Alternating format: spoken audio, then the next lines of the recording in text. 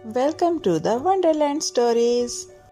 अरे बच्चों, आज की कहानी का नाम है मेहरबानी का हार, जो एक जादुई किताब से है जो छोटे मोहसिन को शहर की लाइब्रेरी से मिली।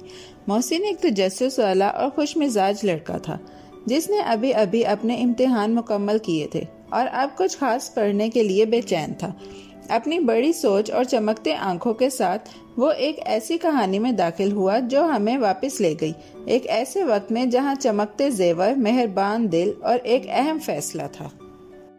लाहौर के पुराने शहर की एक मसरूफ गली में, जहां हर कूचे में छोटे छोटे फानूस जलते थे, एक मशहूर सुनार रहता था जिसकी दुकान कीमती जेवरात से भरी हुई थी। उसके 2 बेटे 3 बेटियां थीं और एक वर्कशॉप थी जहां मोती और हार कोसे कज़ा की तरह चमकते थे। उसकी मदद करने वाला एक नेक दिल लड़का खालिद था जो हमेशा अपने बड़े प्यार से पत्थर साफ करता, लेकिन उसके दिल में कुछ और ही ख्वाहिश छुपी हुई थी।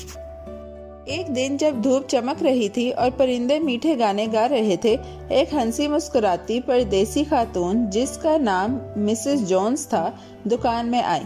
उन्होंने एक मज़ाहिया गुलाबी टोपी पहनी हुई थी, टूटी फूटी उर्दू में बात कर रही थी और हंसती जा रही थी। जब वो चमकते हारों को देख रही थी, सबसे खूबसूरत हार दिखाओ, उन्होंने कहा, एक तरबूज जैसी बड़ी मुस्कुराहट के साथ।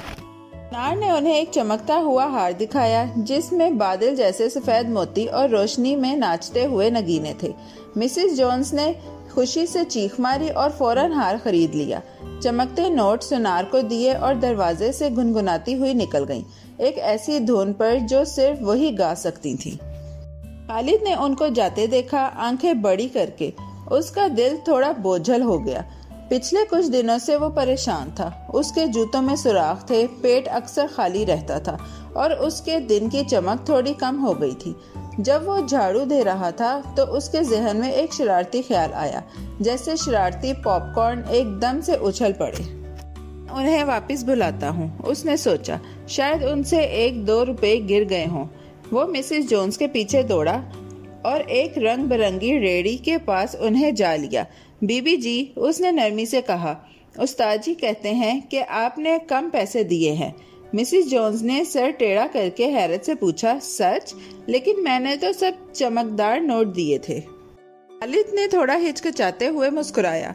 उसे समझ नहीं आ रही थी कि क्या कहे। वो झूठ नहीं बोलना चाहता था, लेकिन भूखा भी नहीं रहना चाहता था। तभी एक खूबसूरत तितली उसके हाथ पर आ बैठी, जैसे उसे याद दिला रही हो कि सच हमेशा वापस आता है। मिसेस जोन्स ने नरमी से उसके कंधे पर हाथ रखा और कहा, कभी कभी हमें यकीन करना चाहिए कि हमारे पास जो है वही काफी है। अचानक हार उनके पर्स से निकला और फिजा में बैलरीना की तरह घूमने लगा। खालिद ने फौरन उसे पकड़ा और हैरत से कहा, ओह नहीं, आपका हार। शुक्रिया प्यारे बच्चे, मिसेस जोन्स खुशी से बोली, ये तो खो ही जाता, तुम बहुत ईमानदार हो, है ना? खालिद शर्माते हुए हार वापस करने लगा। तभी एक नरम चमक हार के इर्द गिर्द फैल गई। वो एक गिरते हुए सितारे की तरह चमका और खुशी की धुन बजाने लगा। ये एक मेहरबानी का हार है, मिसेस जोन्स ने चमकती आंखों से कहा। जो भी इसे पहने उसे सच बोलना और नेकी बांटनी होगी। क्या तुम इसे रखना चाहोगे? उन्होंने पूछा। मैं? खालिद ने हैरत से कहा, लेकिन मैं तो इस लायक नहीं।